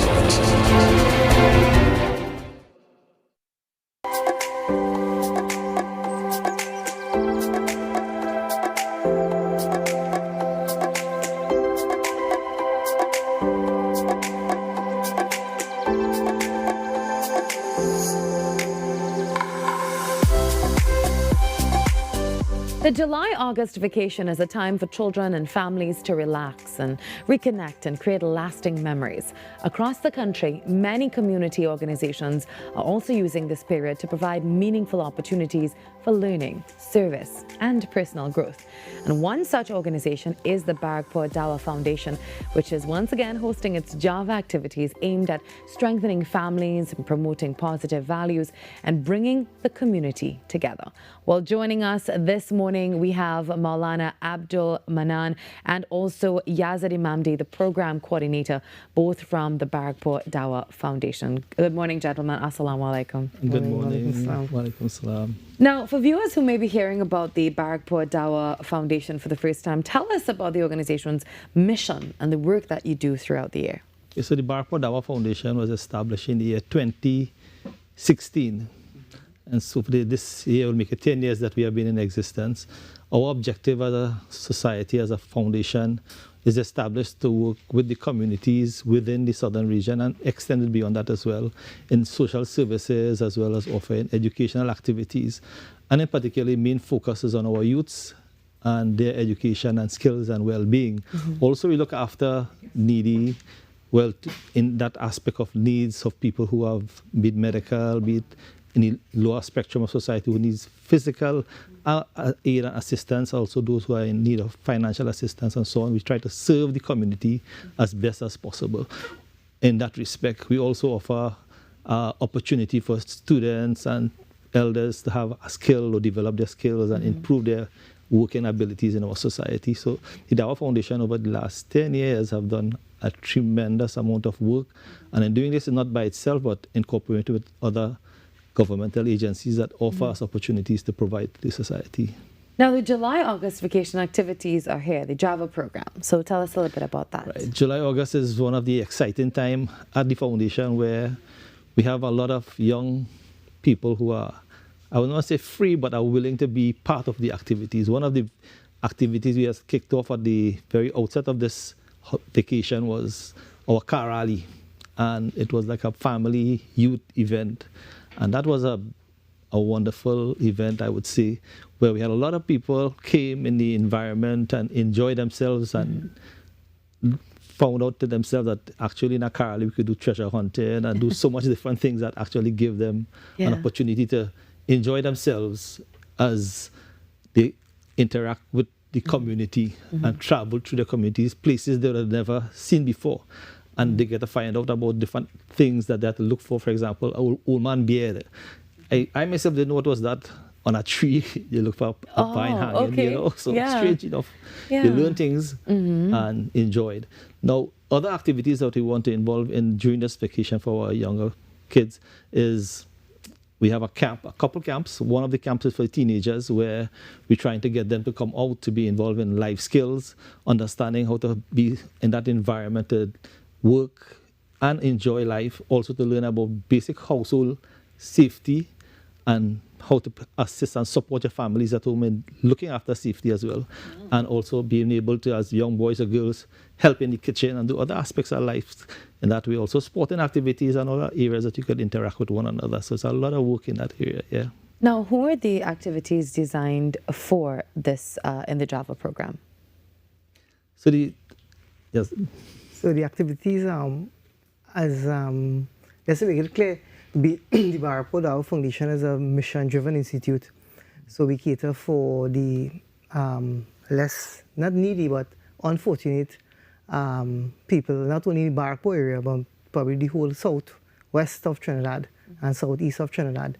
So the activities cater, we have activities cater for different age categories, from primary school students, teenage secondary school students, and to add on to that, we have a lot of skills program where we provide skills training services for the adults in different areas like culinary arts, electrical installation, air conditioning and refrigeration. And we are also on the pathway to get center registered with National Training Agency, so we can bring in meaningful qualification to the underprivileged, less fortunate, who have financial instability and so forth. So this is a big part of our mission of the Barapoda Foundation. Mm-hmm. Now, have you seen any success stories from the previous years, from the work of the foundation? Maybe just a story that you would like to share with us? So, while we were doing a lot of those activities with kids and teenagers, adults, outstanding among these were a couple of young men, young boys finishing secondary school, and they not on a career path to say that they want to get into life work and in that environment. So when they came to the foundation, we offered them some level of work and idea of what they could do in life, showing them a career path that is simple. And one of the young men, they was trying to figure out what I should do. And we said to them, try something of what we're offering you here. And then we took them with us, trained them to do electrical work. Now, we normally go to the communities and help families who, like, they're underprivileged, they can't get the house wired or something like that. So we take these young people with us along, with our skilled professional people as well, to do a house prepared for electrical work and installation. And when they would see the environment of these people and what we are doing and contributing, it changed their life. And some of them said, this is what I want to do as part of my life when I do. So it helped them, motivate them, and young men to want to be something to help society. Yeah. So it motivates in the sense of building a relationship that community support is needed from everyone. Sometimes young men, young women live and we are amongst everybody there, but not only until you get involved with the environment and the people around you, you'll engage with people who are in less of a need situation in life, that you really understand how much you can do, as little it may be, but your simple word or your simple moving something for someone or helping someone, they saw that. And that was not just by us saying to them or telling them something, but they're experiencing it actually made a difference in life. So a young man, when he saw this, he immediately went into the field of electrical work, started his own job after that with training over the years, and today he is contributing to the foundation from that and to the society as well. Yeah. We just saw some shots on the screen, I believe, from the activities as well. Yeah. Well, tell us, how can people reach out if they want to participate, they want to volunteer, or they want to support the foundation in any way? What do they need to do, and how can they reach you? Right. So we always look for volunteers. We always want people to be around us, to be part of the activities of the foundation. And you can reach us on our website. You can also reach us on the webpage that we have. Facebook, we are on Facebook. We also at the foundation, we are really available. You can come to the foundation and offer yourself as well and say, look, I will to contribute towards society. I will to help out in some way or the other. We are ready and willing to fit in everyone in some space at the foundation. All right. Well, thank you very much for joining us this morning and, sharing the work of the Barrackpore Dawa Foundation. Definitely a gem in South and not just in Barrackpore as well. They're worth extending throughout. And also they have that vacation program. So get in touch with them and see how you can benefit or even help with this year's Java program. While we get ready to take another quick break, and when we come back, the show continues 7:45. That's the time.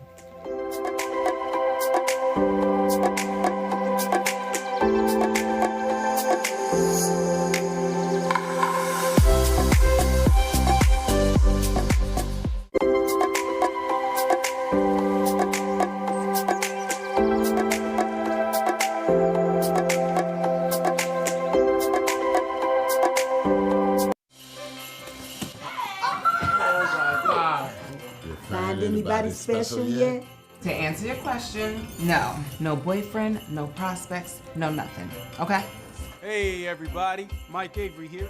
It's kind of cute. If Mike Avery asked me out, I would say, yeah.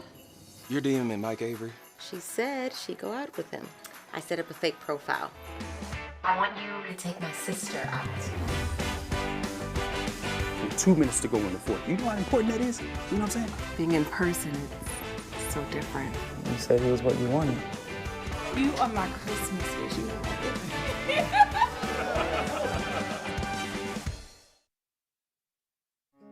You're gonna see a sign, and that sign is gonna point you towards doing something that makes a real difference. Life is a never-ending series of choices. So choose to be happy. An important part of kindness is cutting other people some slack. Looks like I have some praying to do, huh? Well, she's in good hands, but your prayers would be appreciated.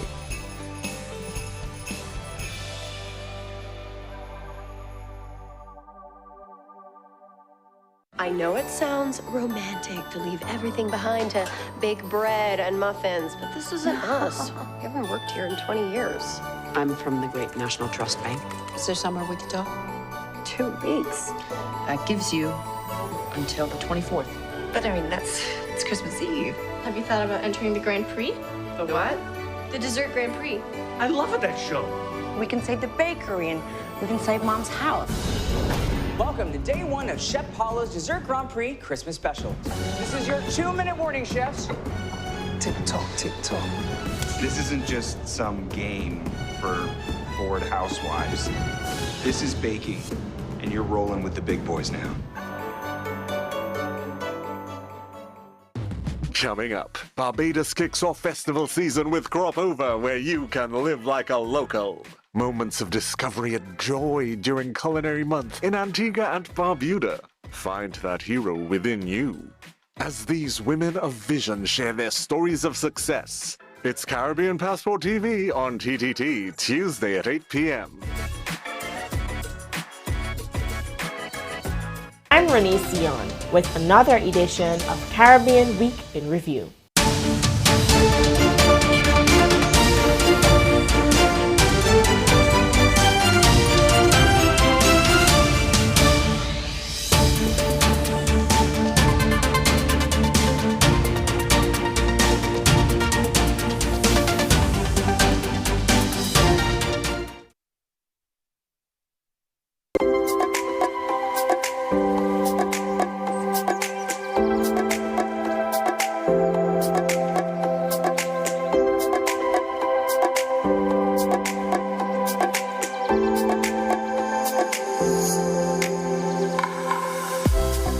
Welcome back to Trinidad and Tobago today on TTT. Well, just moving to the UK for just a short bit before we welcome our next guest. Andy Burnham will unveil his 10-year plan for the country this week, but he's also warning that the economic change that he's promising can't be done overnight. So much change that needs to be done according to the citizens, but of course it will take time, knowing that he has inherited a system like that. And also, just a reminder that Andy Burnham has become the Prime Minister of the United Kingdom. Well, we're moving on this morning. Whether you're a seasoned runner or you're simply looking for a reason to get moving, community fitness events are a great way to improve your health while connecting with others. Fellowship Fitness is inviting people of all ages to lace up their sneakers for its upcoming 5K Fun Run Walk. 5K Fun Run Walk. Yeah, an event focused on promoting active lifestyles and community spirit and healthy living. Well, joining us this morning are Fellowship Fitness co-founders Kwame Clark and Teza Clark. Good morning and welcome. Good morning. Good morning. Good morning. Tongue twister this morning. Why you all give me these hard words, these hard phrases? 5K Fun Run Walk. Very simple. Yes. So that means you can run and you can walk. Yes. Or if you're like me, you can stroll. Yes. And, just, reach last. Yes. But that's okay. So what inspired the creation of Fellowship Fitness to begin with? Well, Fellowship Fitness started, I think, maybe about 10 to 12 years ago. We started where, and the story is that my father got ill and we found ourselves in Shogunas by him and I couldn't do anything. So I started doing my own workout at home. I couldn't go to the gym or anything. And then a neighbor noticed and joined. And then another neighbor noticed and joined. And then the children came. And then before long, we had this thing and it developed and morphed into something community grafted. And from there, we started to interact with the community and this thing about fellowshipping, and inside of the fellowship there's the fitness aspect of it. So we've been doing that in Shogunas. We've now expanded to 2 locations, one in Shogunas and one in Arima. And so that is the intention. It's a non-profit group but we just really like to connect with the community through fitness and fellowship. And now we have a 5K fun run and walk. Yeah, Yes. what's the annual actually? Yeah, it's just a matter of time for everyone is having a 5K these days, but this one is a little bit different. Tell me what makes this different. Well, we are community-based, and we try as much as possible to involve our community. The community this time we're talking about is Chagonas, Edinburgh 500 area. And our route is through the community. It has been standard for the last 3 years. We have been running the 5K. And in addition to that, we have been engaging business entrepreneurs throughout the Chagonas community to support this 5K. So it's not just we hang on to the conglomerates and them, but we want to market also our local business entities. Yeah. So we are big on community. Now, who is this event for? Is it for experienced runners, or can people like me, or those beginners or family and children take part as well? Everybody. As you talk about strolling, we have a couple of people that has come with the children in the stroller. Oh, and they have a time rolling, and that is so good. Everybody of all ages come out, have a time. The fun aspect of it takes place, as we welcome anybody at all, but also when the event is at the end of the 5K, we have a couple challenge events. As you can see, our logo has a tire in it, so we do things like tire flip, jumps, run. Yes, and, love a tire flip. Yes, yes, and so we that is what we aim to do. We plan to do some activities inside of there, so people could come and try their hand at some push-ups, see where your squats are at, that kind of stuff, and we do that after. And as you can see, even in some of the images, that it's really about everybody coming out. The fit, the not so fit, they want to try, and who can't make it, come, let's have a time. Who just won the medal? Everybody loves that medal. Now, just talking about fitness a little bit, lifestyle diseases have really taken over by storm. Or is it, maybe we're just learning more about it now. So fitness is very important, but also building healthy habits can be difficult because you want something sustainable. What advice would you give to someone who wants to start exercising, but they don't know how or where to start? I often say, what you put in and what you put out. Okay. I think a lot of our struggle as, I would say, Caribbean people is that our diet is a big part of the issue. Carbs on carbs. And glucose and sugar. Yeah. Sugar is the enemy. So if you're not burning it and your body is reserving it, you have a problem. Now, our diet is heavy in terms of what we eat on a Sunday as Trinbagonian people, as Caribbean people. It doesn't match the work that we put out. Because we are sitting a lot more. We sit in traffic for 2 and something hours a day.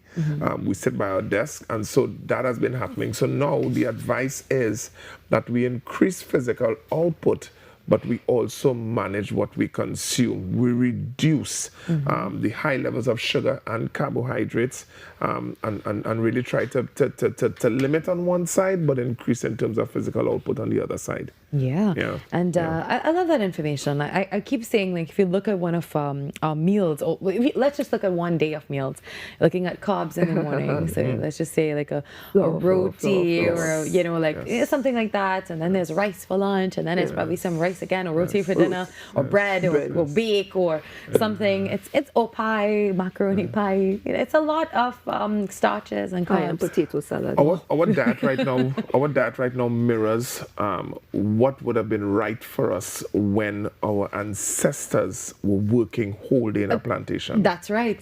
So it would have been right for us. We're not working like that. No. So the rubric that works is you eat your biggest meal to begin the day, and then you reduce your portions going to the end of the day. All right. Well, thank you very much for joining us this morning. Where can we get more information about the 5K if we want to participate? You can go on Extra Mile TT. They have there's where the registration link will be. You can also go on our Facebook and Instagram Facebook and Instagram pages, fellowshipfitnesstt.com. All right, well, thank you both for joining me this morning. It's very encouraging, you know, to get together with a community and to work out as well. Well, just about a minute before we wrap things up for today, I want to just mention that there was an earthquake this weekend in Peru. At least 6 people have died, and that was a 5.5 magnitude earthquake. This is coming on the heels of what happened with those twin earthquakes in Venezuela just about 2 weeks ago. And according to authorities, more than 30 people were injured, and get this, 300 displaced as the quake damaged or destroyed homes and also churches and other buildings in the city of Sicaya and Huancayo. And officials are saying this morning that the number of missing persons remain unknown, and rescue and search efforts and damage assessments do continue. So again, just prayers going out to just the world this morning. So much happening, and I hope that you are absolutely grateful for life, the opportunity to wake up. Yet another beautiful day is here. No matter how you feel, no matter what your circumstances are, you do have breath in your body and hopefully purpose when you set your foot out this morning. And please put your best foot forward. We'll see you tomorrow where we do this all over again from 6 to 8 on Trinidad and Tobago Today. Thank you for joining me. Thank you to my amazing crew. Another great week is here, and we can't wait to conquer this with you. And thanks to all our guests. See you tomorrow. Bye-bye.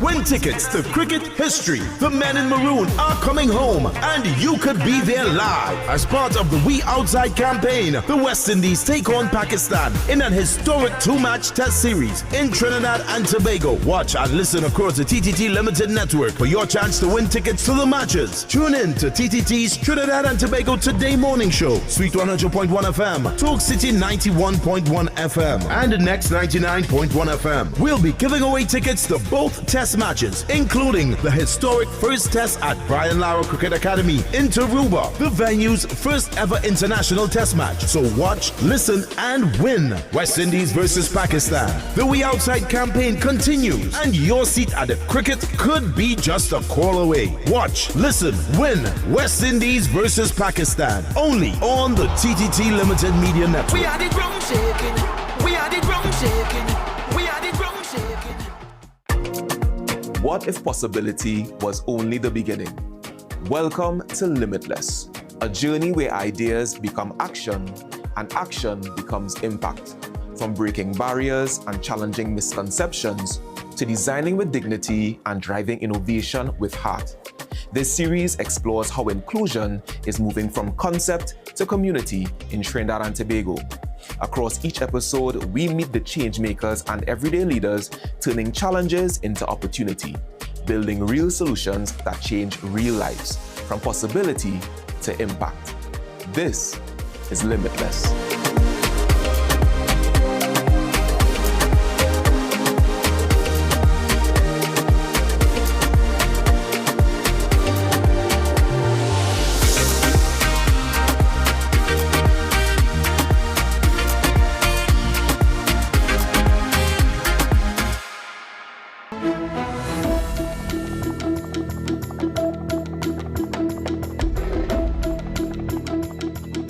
Good morning, Trinidad and Tobago. I'm Carrie Roberts. This is your TDT News Update. Making the news at this time. A major search and rescue operation is underway for survivors after a passenger ferry capsized off the coast of Guyana. Investigative journalist Travis Chase of HGP Nightly News joined Trinidad and Tobago today to provide the latest update on the situation. Been rescued. So Guyanese could be waking up to the harsh reality this morning of more than perhaps 100 bodies at sea. There remains uncertainty about the exact number of people who were on board the MV Barima, making it difficult for authorities to determine how many passengers are still missing. A manifest was generated, but they were unticketed passengers on that vessel, unticketed. So the number could be far greater than 132 or 133. Adding to the tragedy, authorities reported that the individuals responsible for operating the vessel were allegedly under the influence of drugs at the time of the incident. One of the most troubling developments about this matter came from Minister Juan Edgell and Prime Minister Mark Phillips, that the captain and at least 2 of his crew members, they were rescued, but they also tested for marijuana use. It seems as though that they were high at the time that they were using the vessel. Investigators also confirmed that they have been arrested and are in police custody. Questions have also been raised about the MV Barima's seaworthiness, as the vessel is more than 80 years old. Meanwhile, the search has expanded well beyond the wreck site with international assistance, including from Trinidad and Tobago, joining the rescue effort. Switching gears now, Trinidad and Tobago's first locally led deep-sea scientific expedition has reached its midway stage, with the researchers continuing their month-long journey investigating the nation's deep waters to uncover new insights into its marine ecosystems. The expedition, Deep Wonders of Trinidad and Tobago and the High Seas, is being led by a local non-profit organization, Species, aboard the Schmidt Ocean Institute's research vessel, RV Falco. Running from June 29th to July 28th, the mission brings together local and international researchers to study deep-sea biodiversity using advanced technologies while sharing discoveries through public outreach and real-time updates. Planning, Economic Affairs and Development Minister Kennedy Swaratsing has congratulated the team, describing this research as vital to expanding knowledge of the marine environment and supporting evidence-based planning and sustainable resource management.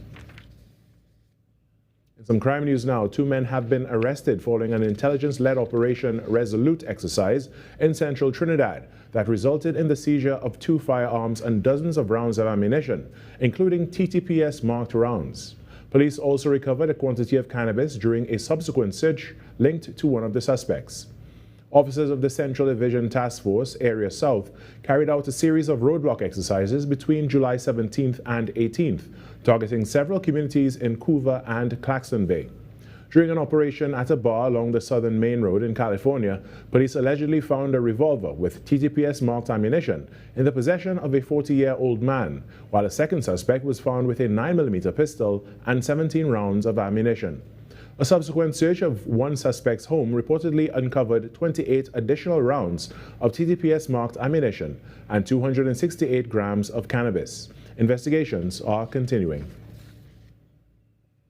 In some sport now, Spain defeated Lionel Messi's Argentina in extra time to capture the 2026 FIFA World Cup title. Substitute Ferran Torres scored the decisive goal in the second period of extra time, securing a 1-0 victory and Spain's second World Cup crown. Argentina, the defending champions, struggled to make an impact throughout the final and were reduced to 10 men late in regulation time. La Albiceleste failed to register a shot on target until the closing stages of the match, falling short in their attempt to become only the 3rd nation to successfully defend a World Cup title. The defeat also brought a heartbreaking end to Lionel Messi's illustrious World Cup career at age 39. And that was your TDT News Update. I'm Carrie Roberts. From the entire team here to you, have a wonderful day. You're going to see a sign. That sign is going to point you towards doing something that makes a real difference. Life is a never-ending series of choices. So choose to be happy. An important part of kindness is cutting other people some slack. Looks like I have some praying to do, huh? Well, she's in good hands, but your prayers would be appreciated.